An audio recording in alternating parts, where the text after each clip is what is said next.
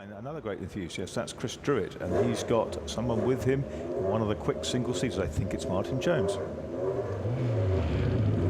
We see Jack Woodhouse break the record. Martin Jones, our winner last year, but Martin, the car's okay, but he's got a slightly dodgy leg, so he doesn't think he's going to be able to challenge Martin's time. But the cars are starting. Back to Marcus quickly. Well, Chris Halliwell's already on the course in car 226. Chris Halliwell, now a design engineer at McLaren Racing, having transferred from Red Bull a year or so ago. And he's pushing this little Cooper T75 really well. This is a 1000cc F2 spec car, and he co-owns it with Brian Horwood. He's had it for a long time prior to that. And it's a very, very neat run, I have to say, from Chris Halliwell.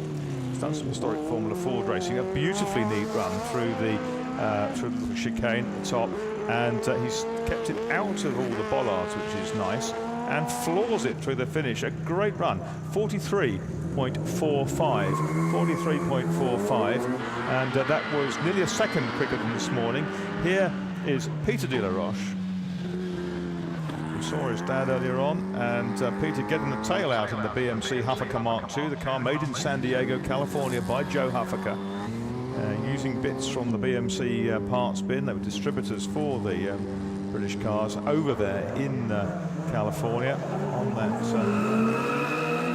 coast there, and a lovely slide, kicking up some dust, and the young man really pushing it, tail out all the way, and 19-year-old Peter de la Roche up towards the finish, shoots through a 41.80. That's a great time. That's improved by a bit. Here's the man who broke the record earlier on. This is Jack Woodhouse in the Lotus 2022. More or less straight lines the entry into the chicane, and Jack Woodhouse 2.22 over the first 64 feet, up towards the top now. He's been under 40 seconds once. Again, a beautifully neat, well-controlled run. He goes through, takes one bollard with him over the line, and that one was not quite as quick.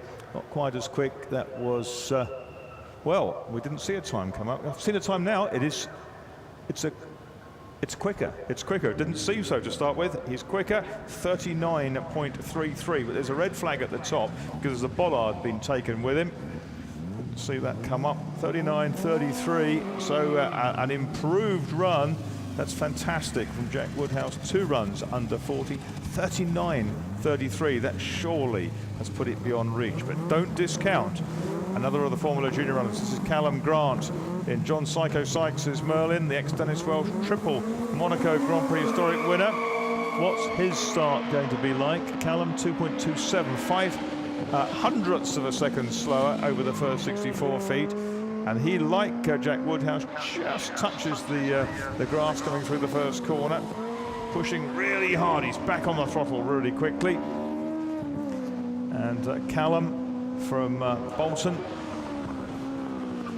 twice historic Formula Ford champion on the circuits, 22 years old now, engineer. And he's working very hard at the wheel. This is another very neat run, trying not to dab the brakes. He gets to the top. What's he going to do? 41.00 for Callum Grant. A really good time, great effort, but it wasn't to be. Second, this is Guy Shepherd in another one of the early Merlins. Screeching tyres into the first corner. Guy Shepherd, a good 750 Formula racer over the years with his brother Max.